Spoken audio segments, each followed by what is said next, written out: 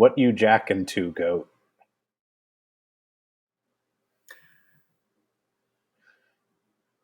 Threesomes. What? Threesomes. Threesomes. Interesting. I'm Jacking looking at. solely to Instagram screenshots of my friends' girlfriends. I'm There's a yaoi artist who I'm does lying. custom. That's it. All right. We have to cut that out. That can't be in it. It's No, not true. that's going in there. I don't want the The, idea of it out there. the I'm threesomes. jerking to Instagram screenshots of my girlfriend. The threesomes I'm jerking it to are custom MIA yaoi art of the listener getting fucked by both of us. Interesting. Primarily, or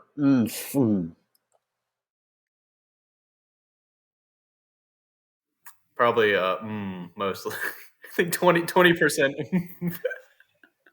like I've said, Dark Whimsy Maxing had over 0.5%, over 50% women viewers. Absolutely unheard of, revolutionary gender recognition. Okay, let's get straight into it. I have a scalding hot take. Do we start with a scalding hot take? Maybe we should throw out things we'll discuss on the pod too for retention. I have a Okay. Minecraft movie analysis. I watched it last night, and I'm gonna like scrub everything we said in the last episode and say I disavow. I have a completely different stance now that I've seen the movie. Fintan will be on next week. You have to listen to the full episode though for some reason to understand specific clues about that. What else? Ozempic is stolen valor and black magic. Is that the hot take? Eating art. E-girls are spontaneous Babylon, Whore of Babylon formations. And then the one I want to get into right now, shall I say? Let's hear it. Did you ever take a comparative religion course? No. In every comparative religion course, the teacher will say, "Oh, do you believe in God?" And inevitably, the majority will say no. And he'll say, "Oh, well, did you used to?" And then they'll say yes, but then, bad things happened. And I was left with this question. And everybody has this question. All the people who are like studying religion is, why does God let bad things happen to good people? And I want to focus on that question. I want to answer that question for the good listeners. Do you have any thoughts on this Why? first? Is this a question that you've asked? No. I think it's just one, overwhelmingly it is just law that is the case. And then what? Okay. Yeah. I think the first reason the question is dumb is because it is very it's very single-minded, it's very human. And if one is to understand the nature of the world at all and know how much there is and how much suffering there is, you would quickly see that this is like, usually it's like that question is brought up with like a specific example in mind, where it's like, my friend of a friend's brother had this horrible thing happen to them, and they were a devout Christian, they were always helping people, blah blah blah blah. It's just like the nature of so much is suffering, like living is suffering.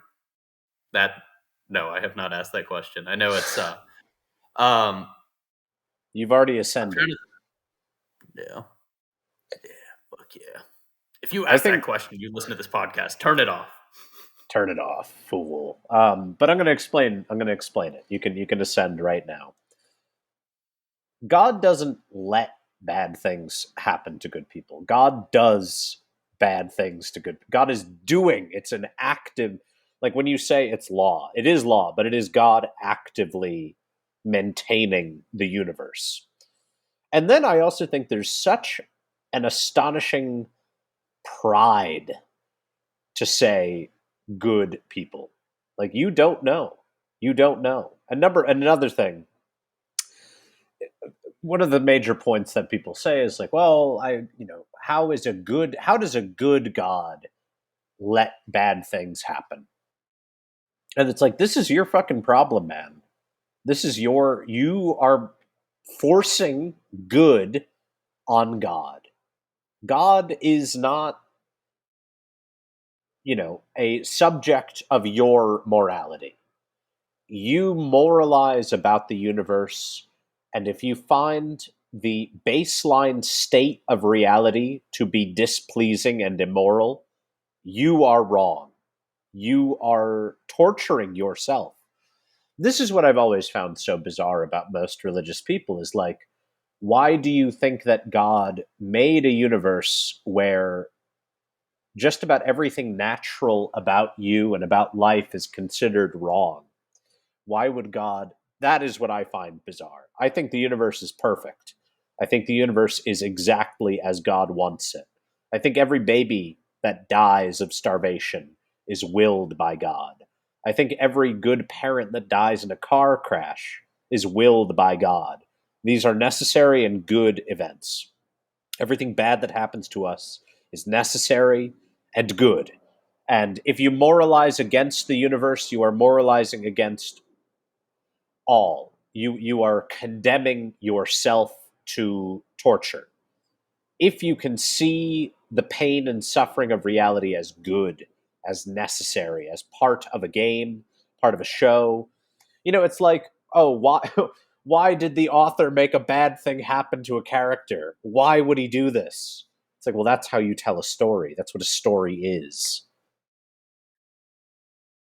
I think kind of the second layer of my first answer, and I when you ask if I've asked the question, I do think it is like a requisite part of growing for people to poise that question, but um to ascribe a lens of good and bad, a specific like mode of perception onto things, um, is I think where that is like the act of moralizing about something, and that is where I think the root of the issue is with most people is that they try to say this thing is good for this thing is bad for this thing, but when you can like take the view that God has of all of his creatures, all of his creations, you see like there's a lot of things like cycles, like death is a part of life, like it is necessary, and it is neither good nor bad. Like it's really just a matter of perception. For certain things, it's good, and I think the system you're describing of seeing it all as good is actually trying to grasp God and understanding like that there is just beauty in the fact that this all works, that it's all happening, that this like I mean, I system think is that's here. that's what's bizarre about the moralizing function in man. I think, at its very root, it's good because it's meant to enhance survival. I'm not one of those people. Oh, speaking of which, I watched this movie. I don't know if we talked about this. I watched this movie Heretic on the airplane. Is Did you that watch Heretic? no? Is that one of the like Daily Wire ones though? Because that No. question sounded like a Daily Wire. No, no. His name is Hugh Grant. It's the two Mormon missionary girls that get trapped in a house. It was quite popular on TikTok. Oh, yeah, I did see this. Okay. Not, I didn't watch So it. I saw it on TikTok. the thesis of the film, I thought that the majority of the movie was actually pretty fun. The ending didn't land for me because like the thesis is, oh God, religion is about control. I really don't think it is. I think that's a false. I think it becomes that. I think the politics enter later, but I think at its origin, like the unconscious, it's a survival machine. And Moralizing about God, judging the morals of God, is such a late stage failure of moralism. It's like the survival machine worked so well that you can now afford to judge bad things forever happening instead of being the rule. Like, the rule of reality is constant death and pain and suffering. The fact that you are in a privileged enough position to wonder, why does this happen once in a while, is so insane, so insanely privileged. I think I'm thinking about this is where, so kind of the counter to this is, and I imagine this is a plot line in Heretic, is like these horrible things happen to these missionary girls, and maybe the end some kind of justice, karmic justice is served. Is that the case? Do they get freed, or do they just get? One of them gets out. So I will say, in understanding, okay, we could talk about like nature. It's one thing. I think nature is where you truly see like hyper, like cruel, like that is like the lion raping the small dog is, that's God's will. That happens. Not obviously a lion on dog, but like the lion killing, raping another male in the lion pride, like that is happening, and God is okay with that. And he's like, he designed it that way. But with people, what you're talking about, that like gift of the discernment and the judgment, I think when you can kind of like see causality and the effect the mind has on causality, and understanding like intuition based sort of reasoning, I'd say inductive reasoning as opposed to deductive, to discern maybe like the contours of how situations tend to fold out. There are karmic retributions. Now, someone could just purely live a life of misery, and the karmic retribution is maybe in the moment they see a butterfly, and that one moment of joy in their life is that, and it is a matter of perspective, or it's their children, or something around them. There are these balancing points that if you can separate from, I don't know, like the ego of one specific lens of perception, which is typically like tied to our perspectives, you can see there are forms of balance that tend to like find their way into this wider system. It's And fascinating because I find it to be quite the opposite. I think human civilization is the exaltation of cruelty to its highest, greatest forms, along with the kindness, of course. The balance is very large. I don't think it always plays out on an individual scale, if it ever on an does. individual, I would say it's more of a matter of I believe perception. Like I think people who do live, there are people who live miserable lives who can see beauty in it. And honestly, I would rather be that person than be someone who has everything and wants to fucking kill myself. Like I've met countless people who are, out in LA, who have all of the riches of King Solomon, and yet choose to just be miserable. And I have met countless people who have nothing and have like found degrees of peace with how they live. And I would choose the a peaceful mind and like the ability to see you the want to the hear. I have a good part of the Tao Te Ching from my chapter 77. This actually reminded me of somebody today. Not today. This reminded me of somebody that I was telling you about. I call this chapter the Heavenly Tao. The Tao of heaven is like a bow. The high are brought down, the low are raised. What is too much is decreased, what is not enough is filled.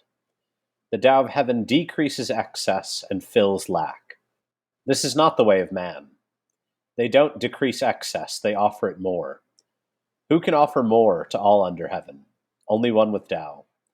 The holy man acts without smothering, achieves and does not rest on it. He has no desire to appear better. But the Tao of heaven, like the Tao of man, the Tao of heaven does want balance, but man does not.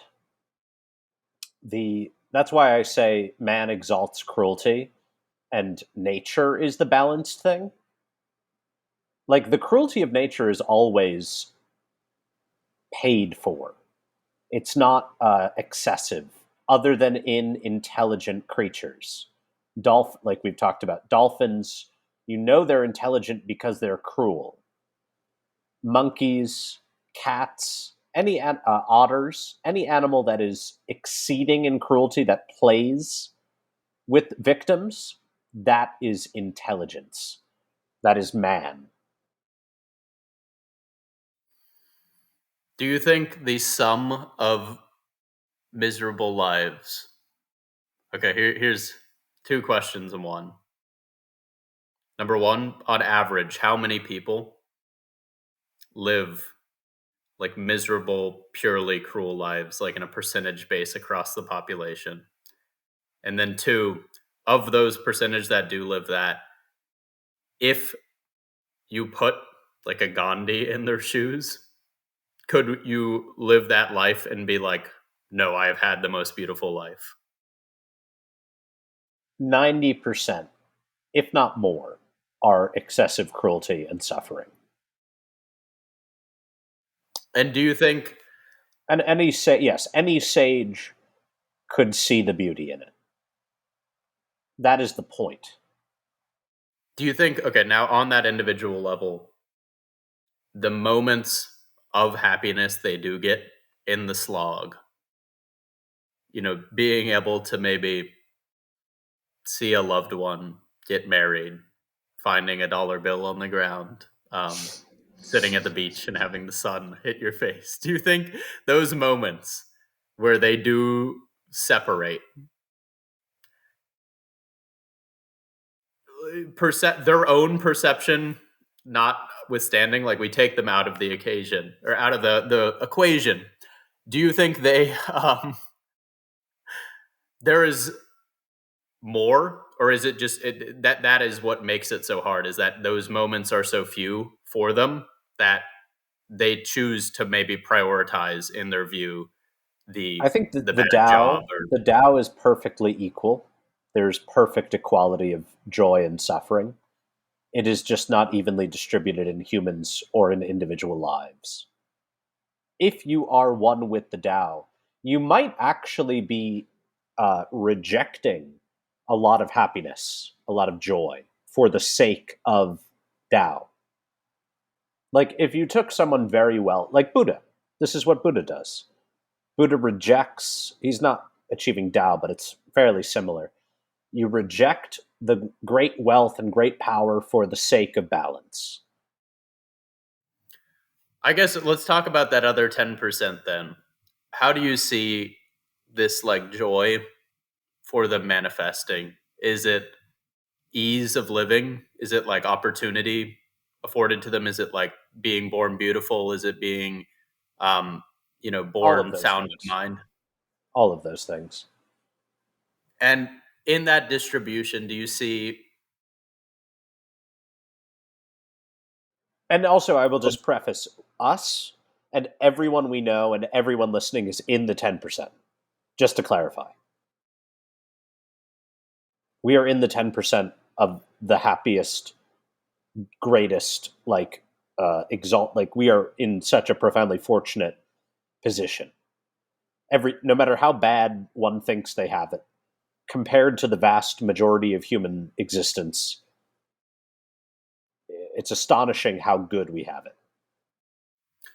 I do think that's if we take the class based mode of analysis and talk about the subjugated third worlds, you are extremely on the nose. But I will say, of this, if we're looking purely at class, this like 10% Western first world, there's like a great spiritual poverty where Yes, and that's the problem is I that wouldn't. we reject the Tao, because we seek more, We're given a good thing and we expect more of it. That is the suffering. Nietzsche talks about it very well. I feel like we're really treading on very old ground, but it's good. It's good because I think these basic ideas are, fundamentals that we have that anybody listening would be interested in. It's like This this is is for water, this is the water. YouTube normies who are Um, stumbling upon this. This is I was thinking the people who have been listening to this pod are gonna fucking hate this. You can skip this, but for those who are new and need to accept these first few um, basic ideas. but the hysterical blue stocking of Nietzsche, like the wealthy neurotic, experiences more suffering in one night than every animal ever put under the knife. Every animal that has ever been hunted by the lion suffered less than one hysterical wealthy Well, person. I think that's where it all just comes down to perception for me because it's like um, a lot of becoming one with the Tao. Some normie spiritual people might call this mindfulness. Is separating from one's specific position in life to you know see the scale of things. But let's I talk about the want Minecraft to movie. now let me give you one more part of the fucking Tao Te Ching, and then we can. Do you want 42? No, wait.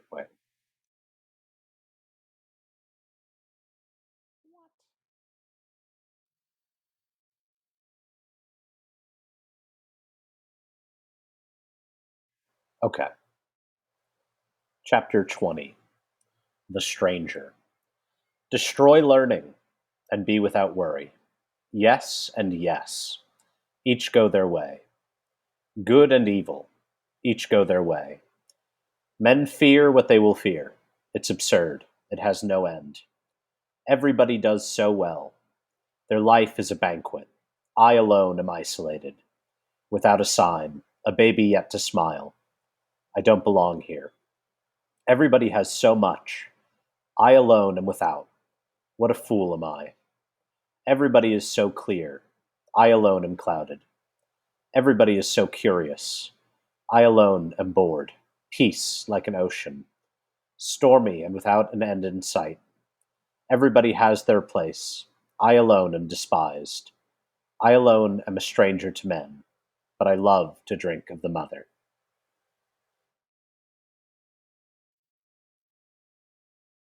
Average MIA podcast listener, average Truly. MIA podcast commenter and DMer. Be like, I think at its root,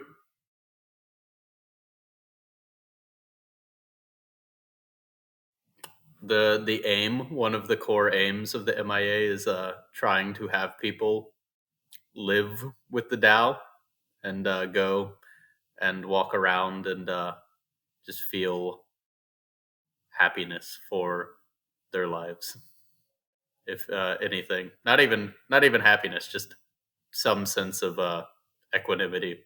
The Before we Lieberman get, that just maybe this goes into the Minecraft movie, but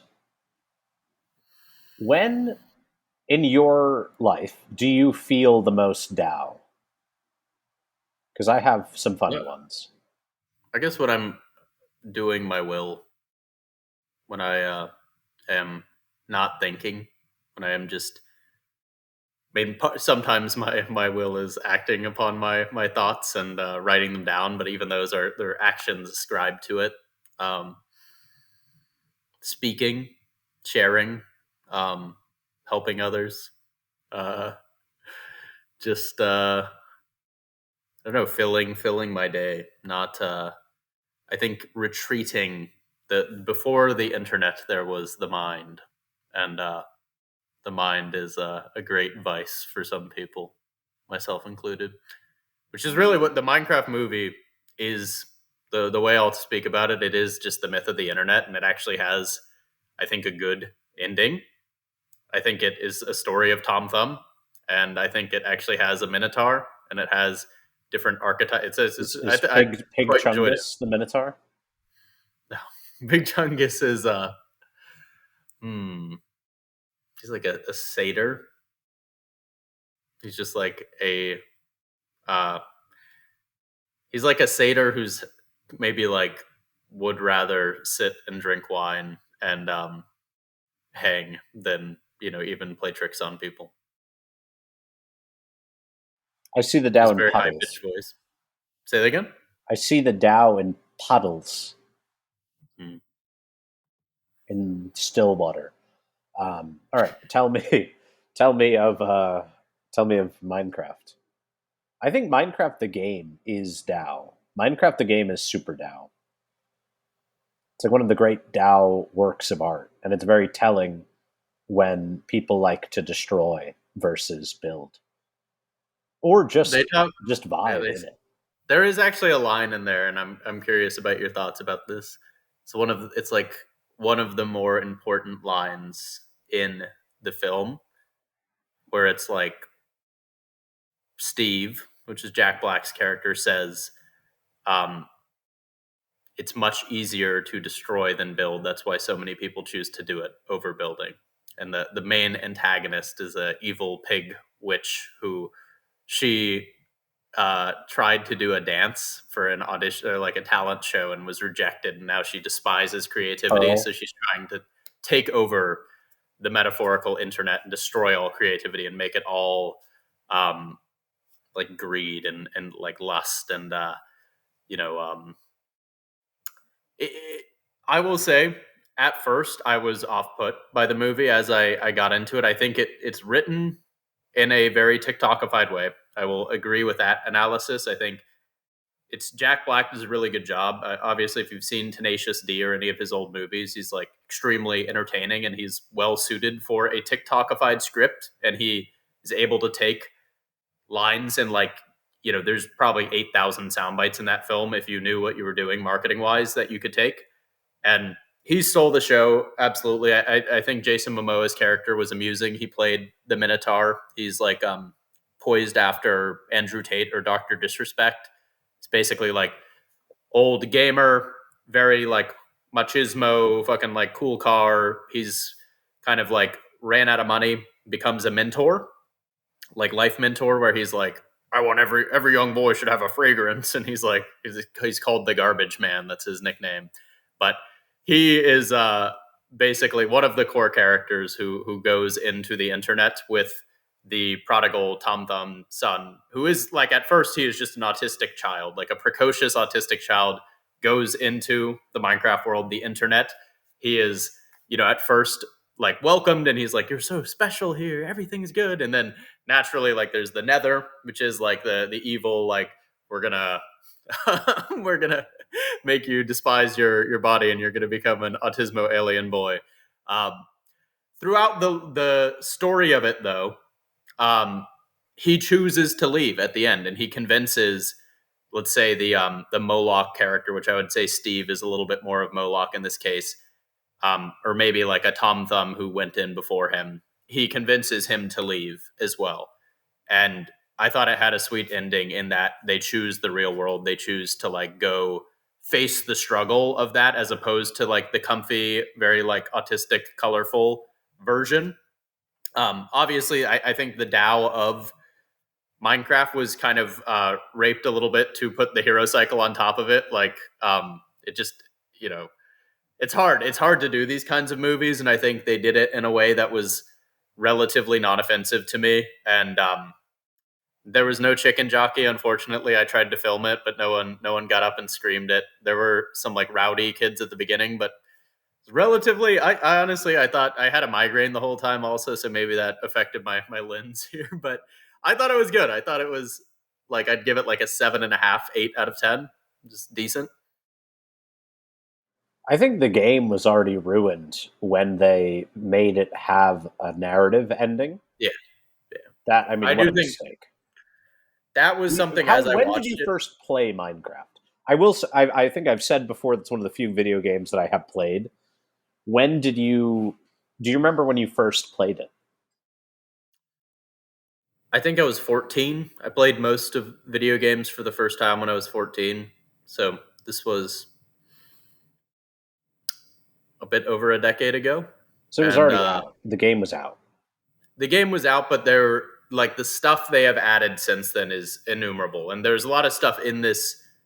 I was thinking about that too. About the game made me think. I've had like a my special interest for the past month has been Fallout. I've been like obsessed with Fallout for some reason. My algorithm is just feeding me like all of the lore of every game and every all the back end lore of Bethesda and everything they've ever done. And over the course of it, the initial game, it used to be a game, Fallout 1 and 2, that you or no, this was Oblivion, or not Oblivion, but the early Elder Scrolls games were literally games where you could walk for they were like life-size maps, and it was attempting to make fully digital worlds. So it was like you could walk for 2 days in the game across the country and barely like make it through 3 cities. And like naturally fucking like autismo coding people are like, like we love this. It's like the metaverse, da, da, da, da. And then over the course of it, basically like this cabal of bankers takes over the company like way earlier than you would think, like In real fucking life, or is this in the game? in real life. Okay. Um, they take over Bethesda, which makes me think it's like a government thing, candidly, just because like it would be like it's like if the Dare was suddenly managed by like the Rothschilds. Like it's like someone relatively popular that's like inside of a niche. It's like beloved, but there's other things. But then it's just suddenly like the Rothschilds are like, yes. And it has like that's how Skyrim, Oblivion, fucking Fallout 3, and New Vegas, like those games, IMO, there's probably like some wider government project with those, kind of like how LifeLog became Any Facebook. popular video game Yeah. is. Yeah. At that, just the scale of people who got involved in the 2000s were just like very much more important people, like way more people than you would think at like a cool indie video game, blah, blah, blah. But the reason I'm bringing all this up is that over the course of it, despite them becoming iconic games, the games lost that like the Dow in a sense, and they became more action shooter narrative things, which is like for the hardcore purists of Fallout, which there are some of still around. They fucking despise all the new stuff, especially the stuff that got really popular. But that got more popular because it put this shit on top of it. And Minecraft, I think, for a while it was the most successful video game ever, and I think it's because it like simplified that that initial like DAO of like a perfect video game. But as they have scaled and become more of like an IP, they're adding all like the bees, the trans bees, and fucking like there's like just all I kinds of mean, I weird think narratives. the real issue is the end. The real issue is the Ender Dragon. The Yeah, the idea that Nether there's like Dragon. a monster to fight, that there's a Yeah. point to get to, is so averse to the point of that game. Because I remember I had friends in elementary school that were playing like an alpha, and they would show me like that was I played on friends' computers the beta of the game, and I had this like Minecraft Cracked. It was like the early beta, Hmm. and yeah, that was it was a fascinating game.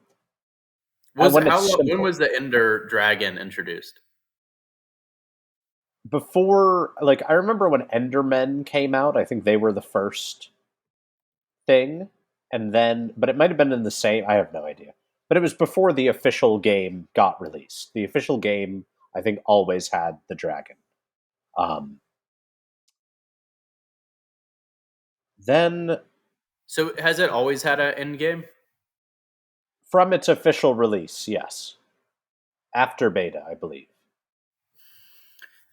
I mean, I think the beauty of that game is survival mode, and that you can die, and that there's this cyclical kind of survival element. And I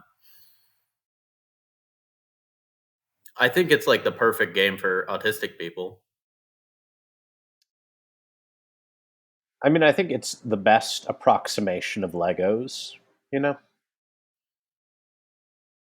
What's the best approximation for Transformers? Genshin Impact. I It's a don't game know. where you have like an anime girl and you play the lottery to customize your anime character. Did you like Transformers? I like Bumblebee.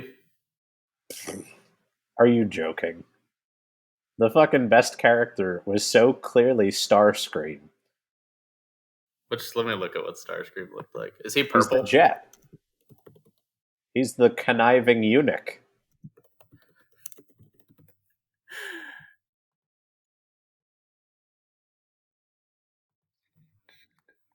Transformers, robots. I had a VH. I think the meme analysis childhood is very funny because I had like we only had old stuff because we didn't believe in like video games or technology. In some way, meme analysis has always been cheating because I don't have the same problems as the people I grew up with because I didn't have the tech.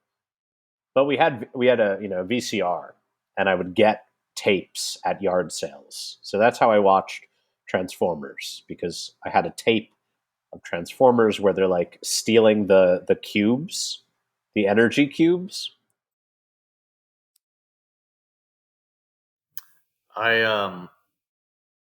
grew up overseas, so my experience with media was waiting. The advent of the iPhone allowed me to watch things when they came out, but before that, you would have like reruns that were bought by these overseas distribution companies. So you'd watch like if How I Met Your Mother was on season 13, you'd be watching like season 2 indefinitely. You just have to kind of wait around in hopes that something would air that would be newer. I We'd go remember back to the US in the summer and like on demand TV was insane. It was like amazing to actually like catch up and see what people cared about.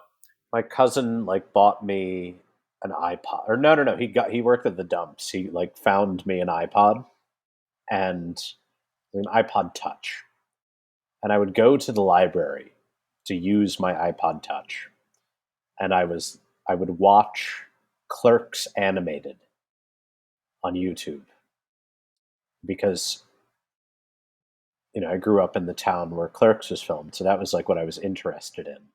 That was really my soul, and then I would save videos. I would like save videos to watch at home, and that's how I found Conspiracy.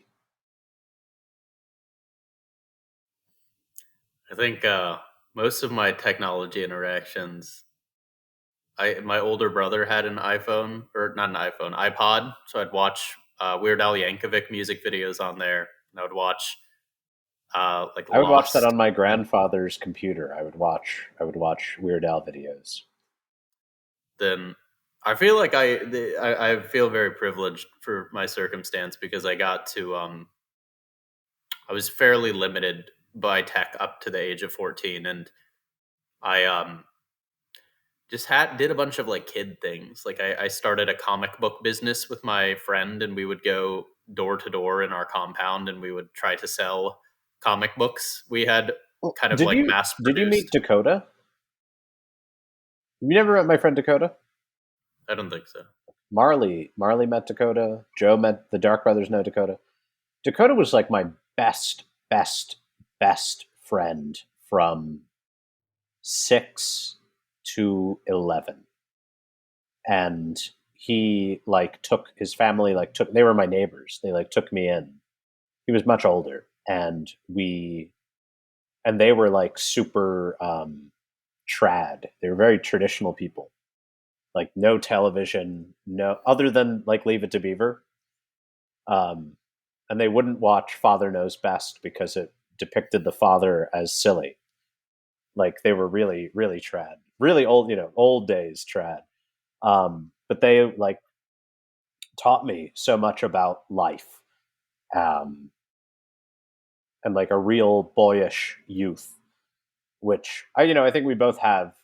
In that's why we have relatively similar perspectives because we were not uh, involved in the same upbringing as a lot of the people who I think watch us. I feel for. I mean, I got it. I got it pretty bad from like 14 to 17. Exactly, because we were I not inoculated. yeah, I got it. I got it real bad. I was very, very addicted to video games, like thousands and thousands of hours, and just there was definitely a period where I was like, that was like my 4chan period where you like unironically read R9K and you're like, you're reading these like horrible, horrible diatribes, and you're like, oh, I guess I'm a robot now. I guess I can't break free, and you See, know, I never had that, but I got very into. I was obsessed with conspiracy. I was very scared, and I loved porn. And but the good thing is that it only took 3 years, like 11 to 14, to get a girlfriend, and then it was like over. So that was like another blessing. There was like a period of very intensive internet subjugation that was exited rather quickly. It's I I feel think I had to. I was killing it up until like my true fall was at the age of like 12 or 13, and then 14. There's probably like a dead year of 3 years there, and honestly, doing drugs got me out of it. Like socializing and doing totally, drugs and totally. chasing women. Even though I really don't like weed now, it was definitely very useful just like smoking cigarettes in terms of socializing. Like they will tend to be in high school. I think it's acceptable. Like high school, middle school, it's acceptable. How old were you when you first smoked weed? 16. I was 13 or 12. It This was very early. this It was a ghetto bad. motherfucker. No, I just was friends with the worst kid. Yeah, I'm trying. I drank when I was 12, I which was drinking at 11. I was drinking like whiskey a oh, lot, and like I drank first when I was 28. I had sex first 2 years from well, now. that's when I started doing magic. I like got because I'd gotten into metal from Kevin Smith because he used metal in his movies, and it was like a. It's funny. We're really going back to basics in this episode. It's quite interesting. It's good. It's good. I think because we were talking about home earlier, before our pod. Like a 80s parent's worst nightmare, like listening to metal about Satan got me into it. I was like, I'm going to do this. And I had a memory actually yesterday.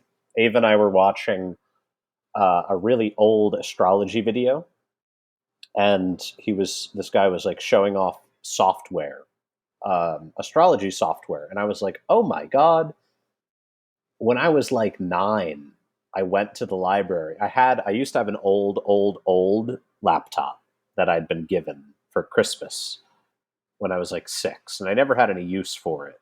I would like type on it, I would write stuff on it, but it didn't have internet, it didn't do anything. I This was wasn't your like, IBN 510. You could decode the Steins Gate secret yes, CERN exactly. message. But I from the library, I don't know what, I think probably the History Channel talked about astrology, and I like got a book on astrology, a big astrology book, and it had a CD, to get the astrology software. So I like pulled up my chart, and I realized like, oh, I was into this at such an early age. I just didn't, it was so far beyond me. I didn't understand it at all. Was obsessed with mythology as a child. I was Me very too. privileged because of Were where I you got to read live. stories? No, but I was like, I will say Percy Jackson. I was like a huge young adult reader. I like won some competitions as a child where you had to like take these little quizzes where you like read. It's like reading comprehension where you like read a book, you get points when you take those, and I was like my school champion for my school. So I like scoured the library, and the two series that I loved the most was Percy Jackson and Series of Unfortunate Events, which Series of Unfortunate Events is basically like a conspiracy book. And then I loved we went to Greece, and I remember I had all these like mythology books because Percy Jackson only gets you so far. But I was fixated on certain gods, and like we'd go to their temples, and I was like, "Give me a sign." I was I love I'm planning on going to Greece this year. I'd really like to go back. Did it ever show you? I'm thinking about going to Greece too. We were all thinking about going to Stay out of Greece in the Greece while summer. I'm there. Me and my No. friends, we won't take nicely. Um, um, I'm a Camp Half Blood counselor, did and the you Aries kids, we're gonna did mess you you up. see? Do you remember seeing the book, My Little Red Book of Myth? That was like what my grandmother would read to me when I was very little. She'd bought it at a yard She sale. would read you Carl Jung's Red Book. But that was like I own my entry into mythology, and it's like one of my most sacred books. Um, Mythology, and that led to Indiana Jones. I was obsessed with Indiana Jones. I wanted to be Indiana Jones. I wanted to be an archaeologist very badly. And that was something that really struck me about Jung. Jung was going to be an archaeologist, but he decided to do archaeology of the psyche. I'm gonna send you a picture over Discord of the book. This is what I read this like 50 times.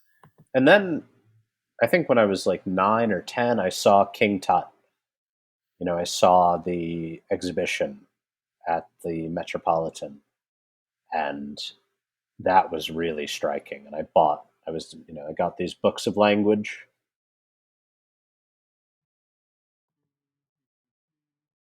I'm gonna buy one of these right now for the old house.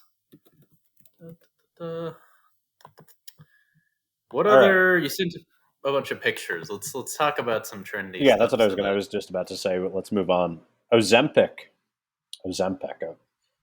Um, I'll read the meme to you. Ozempic. It's a picture of a zombie. It says, Ozempic got me off the couch and back to doing the things I love. Yeah, no. It's from The Walking Dead. I liked that one. That Ozempic is stolen valor and black magic. So this has to do with the Tao. This has to do with the Tao. It's I have everything I want and I want more. It's, I'm well fed. I get to eat whatever I want. I get to be lazy and selfish. But I also want to look as if I have discipline. I want to appear as if I am virtuous, even though I'm not. It's really Dorian Gray. Um, and just as Dorian Gray is black magic, this is black magic. Like, you should look like your life. You should appear as you are. You should not be able, like this. I have a disregard for plastic surgery. I have a real disregard for altering appearances. One should look how you are That damn always. the damn mustache. My ultimate. You know what they call girls call mustaches in LA? What? They call it upper lip filler. I thought that was very funny because it is definitely. Did you wear I braces? wonder. Did I? Yeah. Yeah, I did, but my teeth have shifted quite a bit. You see, You this all is this. you asked me this question over the past like 5 years, like 5 or 6 times, and then you're like, "You motherfucker." I really don't believe in braces. I think braces are like a real lie. I'm a big believer in the natural tooth pattern, even if it's fucked up. Like mine, I have a fucked up front row, but I love because it's fucking fangs. I would never ever betray my natural appearance. Like the fuckers who get fucking hair transplants or veneers, like you are cursing God. You are destroying your soul. Your body is your soul. The body is the part of the soul that is perceptible to the senses. It is a shame. It is a shame to artificially perfect it. The body can be perfected naturally through selenium filled Brazil nuts. We're a Pete pilled podcast now. We're repeating together. Fuck, I had something. Oh, yeah. Have you seen the? Did we watch The Substance together with my family? Yeah, and I That hated was an it. awful movie, but that is it's just Ozempic. Like that's why. Um, I Okay, find it. now I know some people who have taken Ozempic, and I find it sad. do I I know feel them? like one. Okay, You know one, did it and she work? does not need to be taking it. Oh, it's a she. Oh, what? Then it must be Yeah, somebody who shouldn't be taking it. yeah, she does not need to be taking it, and I feel for I think that is one of the great internet viruses. I was talking about that friend of the I know we pod, focus Hannah. so much on the masculine struggle online. The women It's suffer worse with so women, much man. It's worse. worse. I was talking about that with she was saying how much modern relationships are destroyed due to insecurity. How it's like the vast amount of relationships dissolve due to insecurity, and saying how just it's like the myth of Narcissus. Like it is really just Echo and Narcissus. Like these phones, these damn phones. Like we shouldn't be able to see all the shit we're seeing. It is like the ultimate fucking Pandora's box of comparison, and everyone It's is very funny. It's very funny that you say echo because that was literally what I was writing, but it's not related to Narcissus. It's echo and psyche, which I is actually Echo in think the is Echo in the thing with Nick, or am I messing it up? I don't remember that. You could be right, but It says, echo. yeah, the myth of Echo. Yeah, I What don't does know. You echo go. do You with go. Consummate? Says the myth of Echo and Narcissus, a tale of unrequited love and self-obsession, tells of a nymph Echo who falls in love with a young man Narcissus who's consumed by vanity and self-love. Um, Narcissus captivated by his own reflection. I'm pretty sure Echo just sees him. Okay, let me see. Which one's Psyche again? I know we've talked about this exact thing.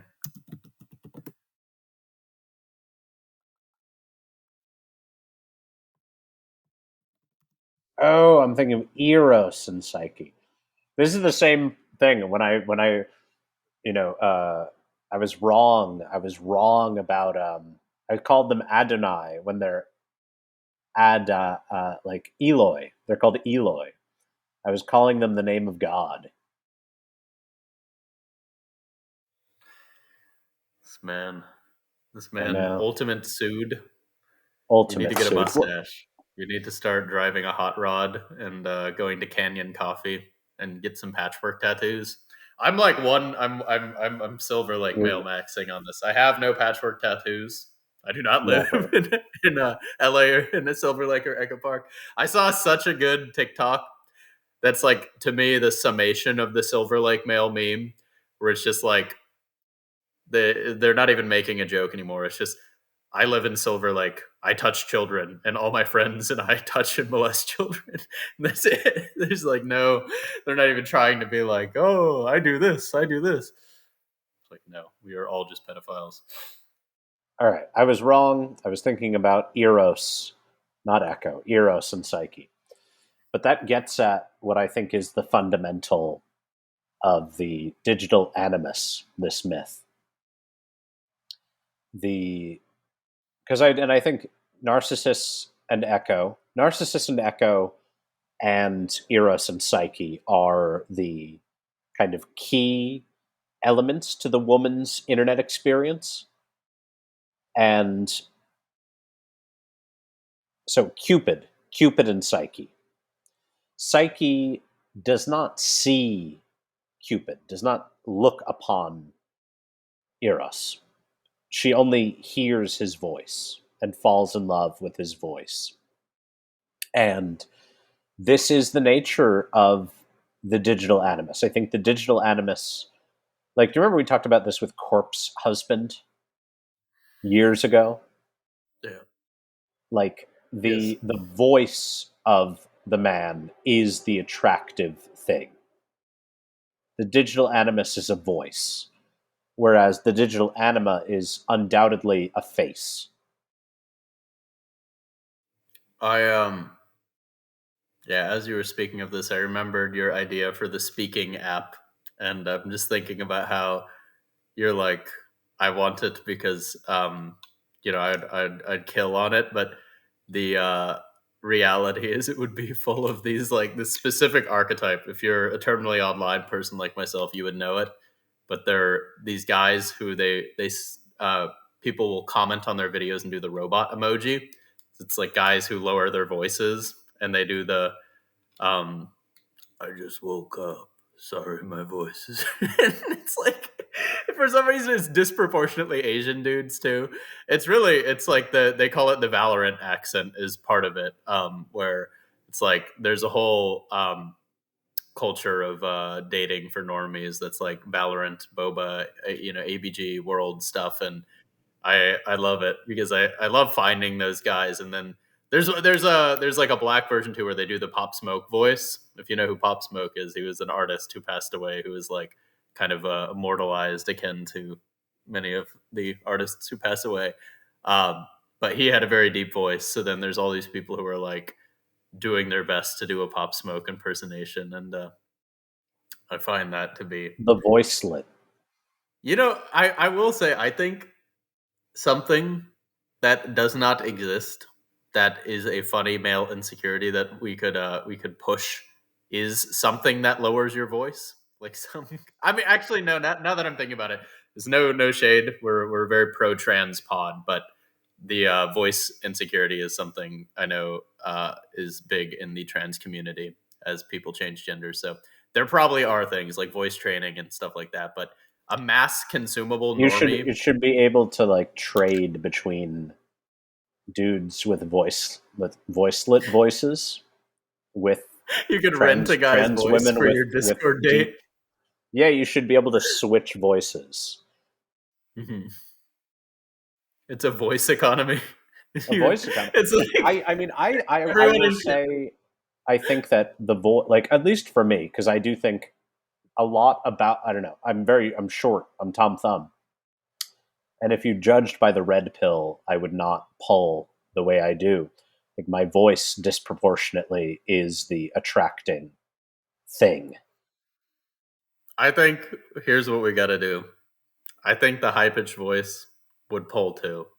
I think there's evidence of this, Yeah, and the I reason find success is really voice. Like there are no actors with bad voices.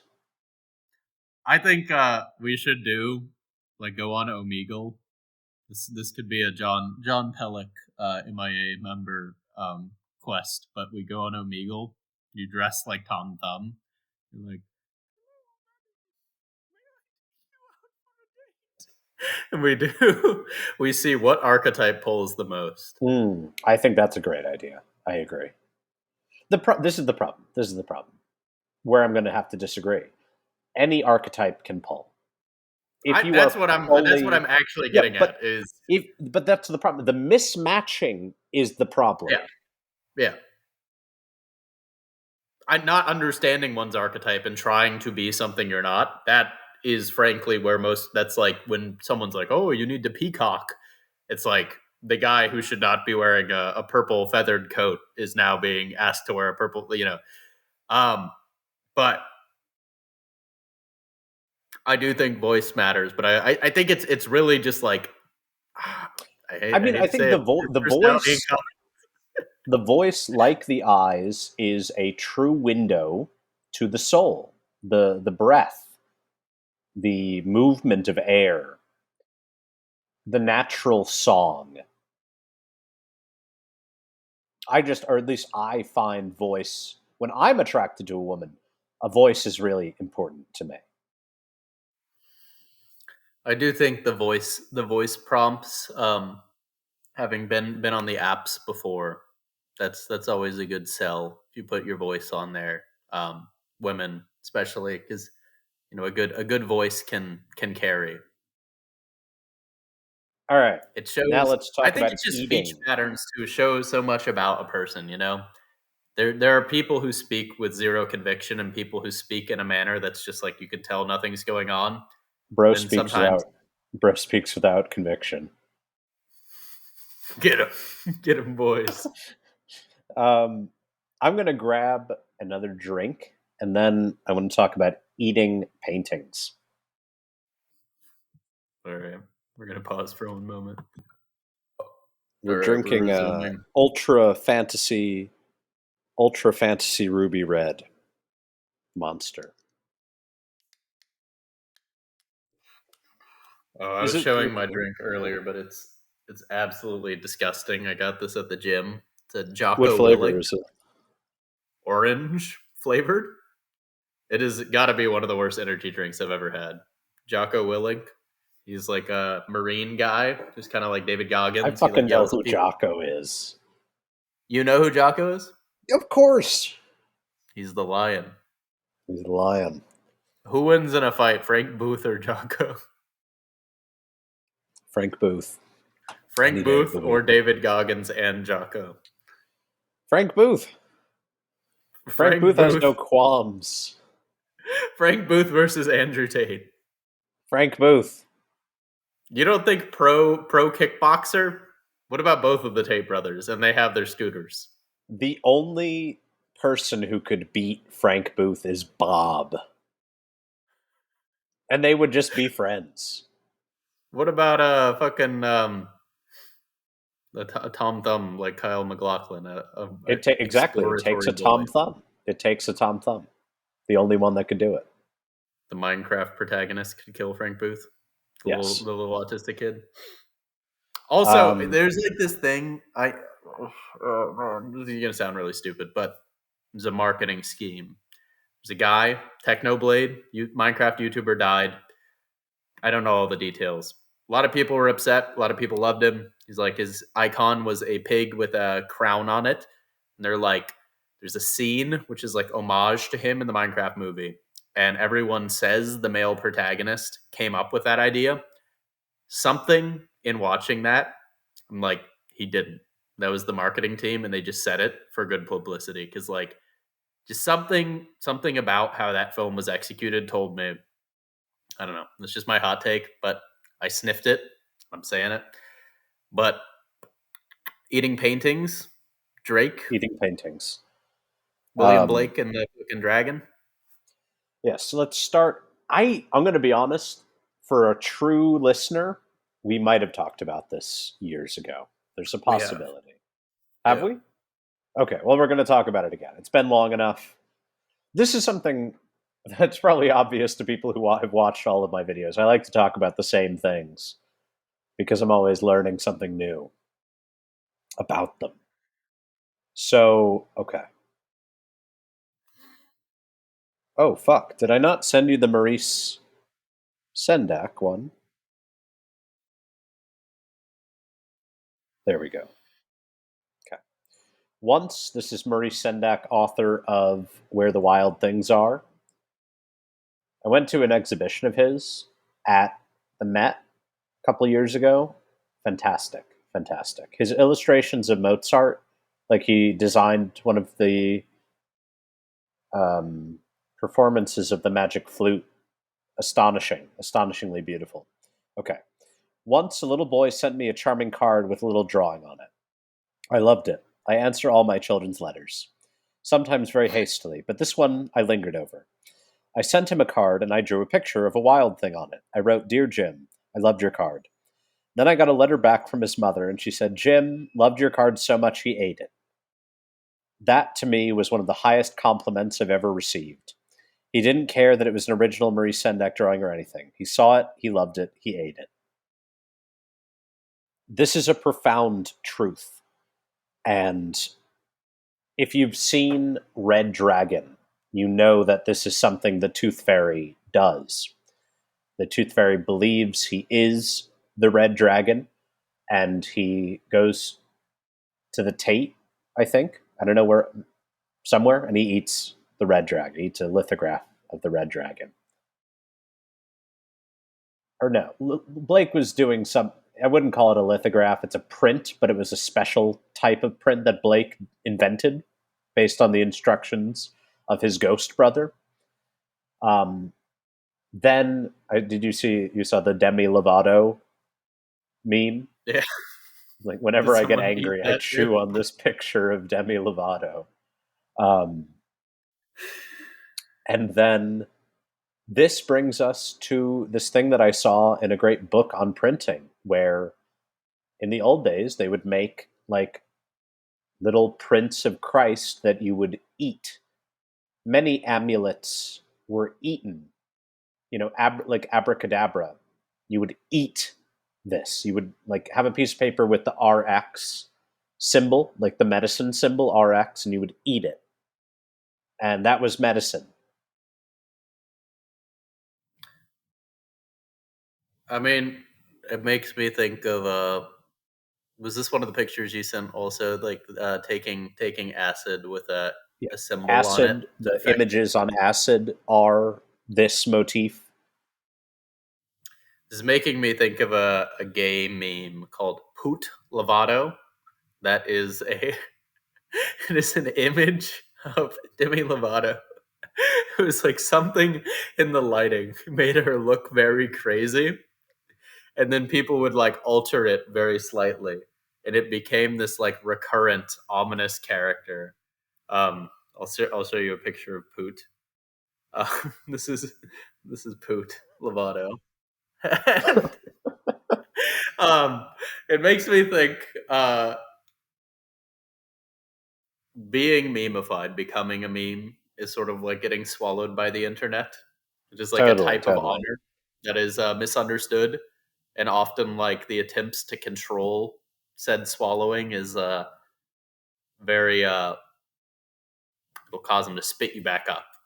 The internet Well, I doesn't think want to play with you anymore. it's interesting because when you look at power, it's often eating and swallowing. The devil wants to eat you, dragons want to eat you, the whale wants to eat you, God wants to eat you. We eat God. Um, to be eaten, to be subsumed, it shows the submission in a lot of ways of fame. Fame, in a lot of ways, is being dominated by the world, which I think is you've have you heard this idea like how do you know if your parents did a good job? You don't want to be famous. If you want to be famous, something went wrong. And I think it's very true. I think it's very true. Because the desire of the person who desires fame is the desire to be eaten. It's the desire to be eaten up by the whole world. This is making me think of a good request for the MIA Yaoi community today, which is some art, some vor art of Chris eating an MIA fan, or perhaps Chris being eaten by an MIA fan. Both. But I like a Ouroboros. But the idea of taking in the nature of the thing by eating it, this is cannibalism. And I think that's what is going on with the fame eating. Like the desire to consume fame is the desire to take in, insofar as famous people are the most archetypal of us or the most able to embody archetypes. Speaking of desire to eat famous people, somebody that we know embarrassed themselves at a party that I was at, we're just gonna clinging make up to. people here, so this is more engaging to y'all. Chris went to a party that Bruno Mars was at. Friend of the pod, Bruno Mars was there. An other friend of the pod, Carl, was trying to get see Mr. Mars's grenade the whole night. The desire to eat, to consume the famous person, to take in their nature, to be more like them. The first step to be more like someone, obsess and debase yourself in front of them. Absolutely. Absolutely. Ensure Take that the you will things you never think you be understand invited about why again. they are the way they are and compliment them about them. And they, if they think You would do anything for them. They might give you a piece of themselves so you could be more like them. Did you ever listen to this song that I've been obsessed with for like a decade, Supper's Ready by Genesis? There's a Perhaps. line in it where Satan says, "Look into my mouth," or the Antichrist says, "Look into my mouth." Um, come, enter into my. It sounds very gay, but walk into my mouth, let me eat you. This is the desire of power. Power wants to consume everybody, and it's a small mouth that wants fame. The small wants to be big. The big wants everything. When the internet and the masses eat someone, is it like the idea of all of them together, or is it like to be one of the proles? Are you a part of a big mouse, a mouth? Then, if you are just like one of the fans, you're a part of the I think Stan it's like army. zombies. You were just the hunger. Do you remember? Did you watch Dawn of the Dead? Maybe it was always just the hunger that consumed man.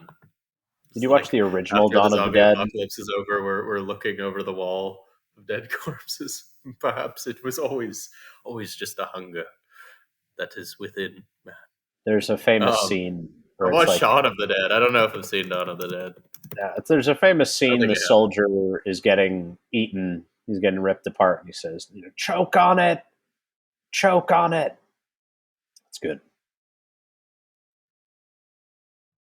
What do you think of people Oh, who this act. Okay, getting something in the wrong pipe? You know the that meaning. feeling. Yeah, I hate when that happens. Just yeah, but like the body is the soul. What is that? Is it an over eagerness to eat too quickly? Is it Yeah, because that's typically what it is. there's a You're like misalignment, scarfing something down. of desire. But Do you and think that people it actually this happens to more want more than they should put in their mouth? well, it's like too big for your britches. Biting off more than you can chew Yeah. is going down the wrong hole. Um, this actually leads perfectly into the next topic that I have, which is spontaneous whore of Babylon formation in e-girls. The the hungry mass, the hungry masses of men, the hungry simp mass is the beast. It is the many-headed beast that upholds the woman, but as the woman, the whore is Mary as well. This is like a really fundamental point. I know that we've talked about this before, but we need to go over it again. We're making a line. The whore of Babylon is Mary. The cup of abominations is the Holy Grail. They are mirror images. They are a singular phenomena with two faces. And when the beast sees Mary, it desires to eat her. It desires to destroy her. The beast can turn on the woman riding it very easily. But I think it shows the natural, like, it's as never before apparent, the idea of the woman upheld by a mass is like, yeah, it's like what was a prophecy. Like, I don't know, the idea of like prostitutes holding political power has always been a fear. It was always a fear of classical cultures, but now it is like literally real. And it shows, it is a naturally occurring phenomena, like the horror of Babylon as a natural archetype is basically what I'm getting at, and it is linked with the desire to consume the masses, becoming a many-headed beast. I guess I think it is the Madonna horror complex that is what tames the masses. It is that like Well, but that's the danger for the girl. The danger for the girl is Madonna horror, because if they become, if they're a whore, but there's too much Madonna, the beast will like, it's like it's the beast. Riding the beast is good to a point until it turns and it eats you. And this is what happens. I don't think you could talk to many e-girls that have not had the repercussions Yeah. from the No, I mean, I think fans. that is the nature of said desire towards, is like the sort of knowledge of the Madonna aspects of the persona and the deification kind of counterbalanced with the whore as the power over the dominion over the man, the like the signals that are firing in the man to be like, I want to compete for said thing also. Um, but it's like the line. It's like riding the fucking razor blade. And Having when you having when you say never. what Oh no, you go. when you say the spontaneous formation, I think that is like when it is rode perfectly. That is like the path to like mass psychic activation. But it is also like the most dangerous because it's like you're incensing people on a primal level, Yes. of the very thing they want and fear the most. At least the hetero typical male mind. I guess that's what I want to get into is like simp psychology more. Like, because I think I could understand the romantic simp as like simping for somebody who's not on not riding the beast or not riding a big beast. What do you think inspires guys to become part of a huge beast? I think I think it's all about, it's like how much horror and how much Madonna's in there, and that's like different types of men, because there are men who just want the whore. But I think it is always like some vestige of the Madonna that is like where they see the anima in their mother, um, or see some instantiation of said anima. But I am thinking, because I'm certainly one, like if I am to fall, if I'm besmirched and bewitched by an e-girl, it's certainly because I'm like, oh, she's a beautiful innocent girl. um but I don't know what the horror psychology. I feel like that is more of it. It feels like that is more of like the brutalism of the world, is like we are. It's I feel like being an unabashed fan of porn stars. Like I know countless, and they're as people, but as like a fan in a following.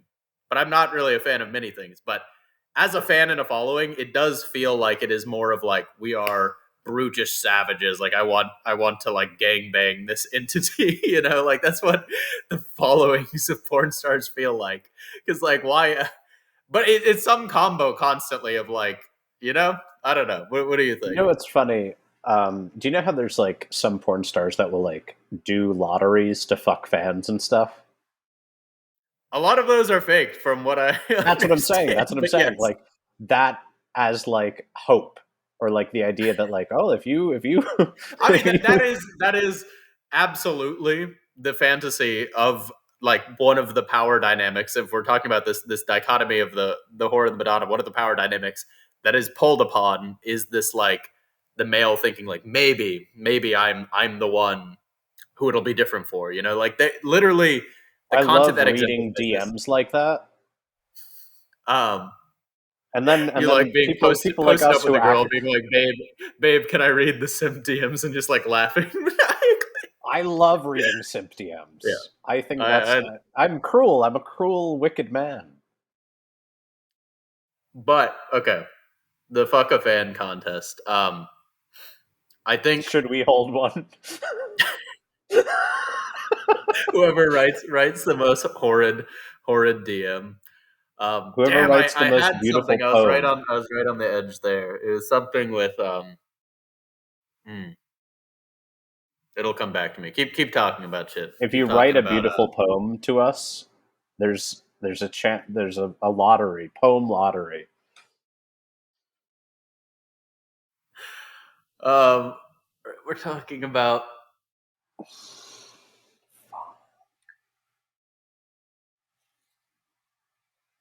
Unexpected event. I was picking at skin. I didn't know, but I'm bleeding. Fascinating turn. Something significant was said. uh, I think it's what's that? There's like a is it Pretty in Pink? What's the fucking movie I'm thinking of? Wit. What psychically? Shall I tell what? Describe it. I love the John Hughes It's the movies. movie where he like takes the prostitute woman. That's not No, Pretty in that's Pink. Pretty I'm Woman. sorry. That's Pretty Yeah, yeah, Woman. sorry. Pretty Woman. Um, I think there's like I can change their ways. Like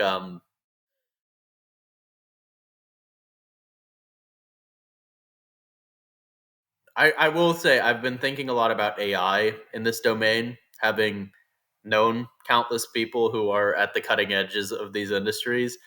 AI will wreak untold havoc upon these armies of simps. It is like truly, truly, truly good at. It's that fucking tweet I sent you. That is the man posting his Madagascar 3 analyses of a chase scene. It's like literally the most like he's just like, whoa, this is such a zany chase scene, and all the fucking comments are these AI OF girls, and he's like unironically engaged, and he's like, yeah, it really is a crazy scene. I think about it a lot, and he's like, it takes him like 6 or 7 replies before he understands. Oh, it's not all real women who are just enthralled by my fixation on Madagascar, but that will do.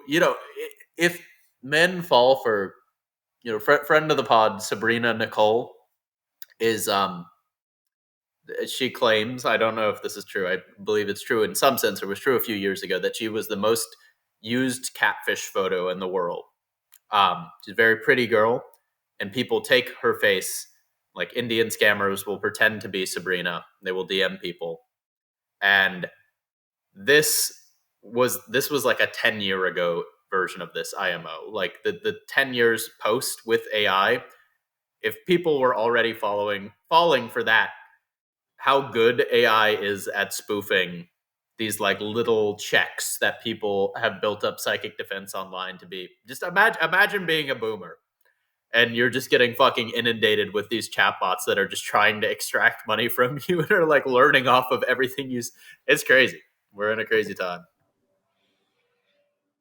I don't know. I think it doesn't work on that many people. That would be my. It's that good. I think, but here, all right. It I think works on people are people. so dumb. People are so dumb and so horny.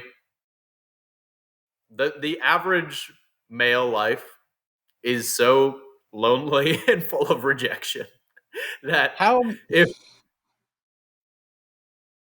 how many dudes are getting off to just texting? that's just it, man. The fucking AI gen models can like it's crazy. It's crazy. They can hijack fucking Instagram, Snapchat, and make them seem like real messages and send fucking like it can all be spoofed or it can be like orchestrated by like the two of us say, okay, MIA fans, everyone sacrifice your loved ones. They're coming into this AI money grab cabal right now. You just get a base library, let's say of like 100 videos of like a girl going like, oh, and it's like, you get a message and it's like, haha, it's like I really like just something about how you're talking to me is like making me really think like maybe we should meet up sometime. This is crazy. I usually like don't say this to anyone, but it's just imagine you are like never hit up and you are like low high trust and low suspicion level. I mean, but that's the thing. I can't imagine it's that many people. I think in your same analogy about everyone you know, I think there's a thing. This is gonna sound bad, and I'm gonna say this. I don't fully believe in IQ. It's a semi useful metric, but people tend to be surrounded by people who are roughly the same That's people that are standard that dumb deviation. are not using the internet like that. That's my thesis. People that are stupid enough are not prone to the same problems. It's dating apps, dude. They everywhere. Every dumb person is on dating apps. I A think it's a huge mid swath. it's That's a predominantly midwit. who's on dating apps and social media. I think it's midwits. Midwits are on those things, not dumb people. What's the differentiation? I mean, like, I'm saying, okay, there is a okay. The smartest people are relatively invulnerable to the AI chatbot GF. The dumbest I people, think the smart people are. wait, wait, I wait, think they're executing on it. Let me just give the no, are illustration. extra vulnerable. If they have mental deficiencies, yes. If they have emotional deficiencies, the dumbest people are invulnerable. They don't use this. They are fucking. They're doing fine because they're stupid. They're not falling for the same traps. The midwit is the most vulnerable. They are the ne'er do wells. This is just wrong. This is just wrong Okay. on so many Okay. levels. Basically, my read of the internet, as someone who thinks constantly about the audiences on the internet, is 60% of people are not getting laid. 60% of people are like horribly sexually frustrated under Okay. the age, I would say, of like 27.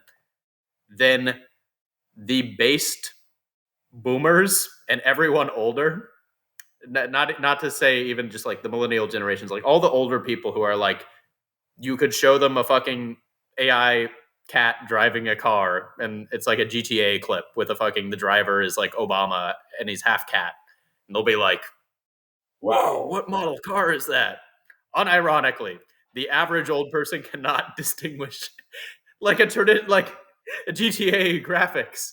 This is like a genre of content is showing GTA footage to grandparents, and they are like completely sold on like what is this car crash you're showing me? Okay. Okay. Now Why? Then why? they Okay. are horny. Why are there not more victims of catfishing pre It's so AI? real. Fucking my grand like you get calls, they need barely any information about you, and they'll just fucking like say they'll be like, "Grandma, I need help," and then the person will say, whatever their grandson's name is, and then they'll just riff off of that. But this is like a Nobody that I widespread. know, I don't know anybody who's fallen for that, and I know lots of old people. I know lots of old I like think if bad. you, I think if you interrogated them, this is very common. I hear I'm about the looking this shit up. calls. I know about the calls, but I don't know about the victimhood. I think that I don't. Maybe I'm wrong. Maybe this is my cheerful tom thumb hopefulness, my optimism. I think it's about to get really, really, really bad, is what I'm saying. I am someone who I'm generally an AI hater, and increasingly, this the more people I see artfully use it, the more I'm like, this is about to get really, really bad for people who can't discern. Because when people get horny, they're like lens of perception, as we were speaking about earlier, tends to get very Then why is AI blurry. porn not more popular? This is It like is. one of. It It's literally not. character It's AI is ravaging. Character AI is ravaging women right now. Character.ai. This is like and fucking it's ask. just text. Is it just text? Yes, it's like that's That what the guy doesn't. killed him. That's The Daenerys Targaryen guy killed himself over that character, but that is predominantly women on character AI just talking to yeah, but fucking that's a like text bot. That's a different. I'm talking about the visuals. yeah, but I'm talking about like to me it's a Just combo in text. the fact that it's a combo of predominantly text with some guided visuals where people can't discern, but like making I could take your face right now and I could make fairly semi convincing videos of you saying or doing things that too just a non-discerning person, which I would wager is like 80-ish% of people could convince. Like that is happening now. It just hasn't. It's so new. Past like 1 year, 6 months, the tech has become like extremely available. Like I was had access to really shitty versions of this 5 years ago at a company, but it's gotten so good so fast that it's like two normies. This is going to get really brutal if they don't know to be discerning. Like the tiers of scams and the amount of like social engineering that can be. Yeah, I don't know. I'm Well, I mean, I think maybe we can end it on a sad point. I just think, you know, we have been in for a very long time a scam economy. We are in a scam economy, and I think that the governments are going to give up the ghost and just it is a scam. Like the governments, we're just doing scams now. That like I might not have said it on the pod, but here's one of my very few political opinions. I think the worst thing Donald Trump ever did was the coin. yeah, That is the worst betrayal of the office, um, because it's just such a barefaced scam. You can have arguments for pretty much everything else that he's done. You know, he's the president. Fucking presidents do crazy shit. It's all part of running the country. But when it is a barefaced scam, a private scam, it's so beyond the pale. Um, that is the worst. You know, for all the human suffering, that is just part of politics. But to say like we, the federal government, we are okay with everything being evil and fake. There, like that's saying there will never be justice. There will never yeah. be I good. mean, That's not that's what we're here for. the crypto industry kind of took that as Carte blanche. basically, yeah, the biggest guy just overtly did the most illegal thing. So Yeah, and if everyone so, right before that was there will never terrified. be lawsuits against it. It can never be pursued in court because if you do, it will have to fucking deal with Trump, which is impossible.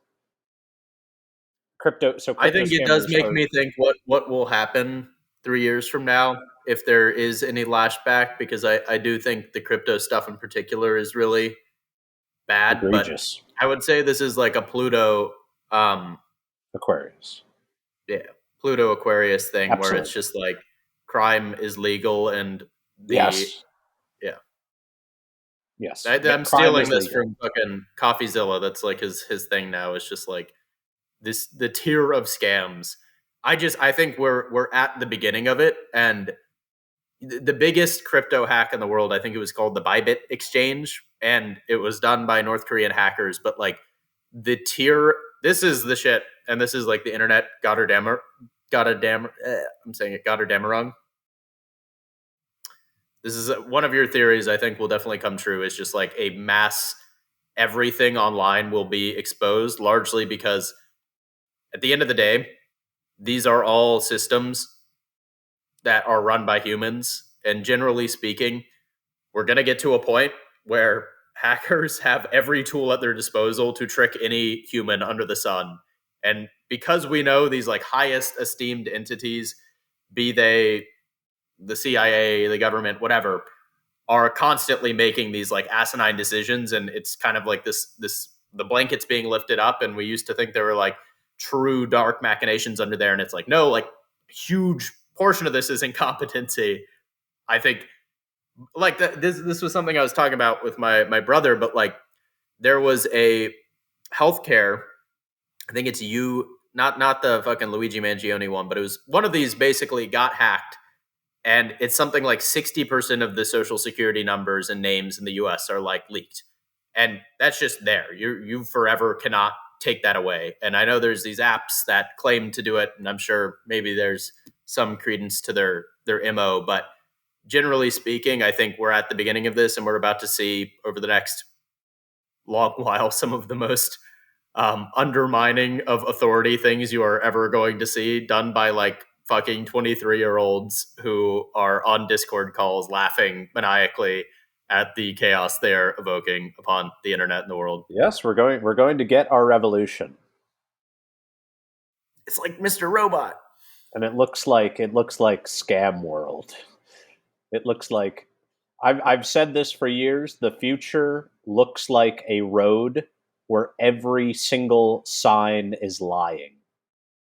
One way, left, no left turn, only left turn, and all of it is meant to get you into car accidents and kill you.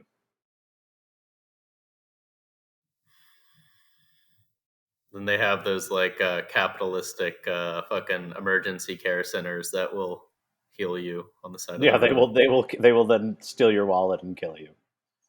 It's kind of, do you remember when Rex was like, beware of highwaymen? That's a good point to end it on. Friend of the pod, Rex. Beware of the highwaymen. They're out there. To be the name They're of the coming. episode.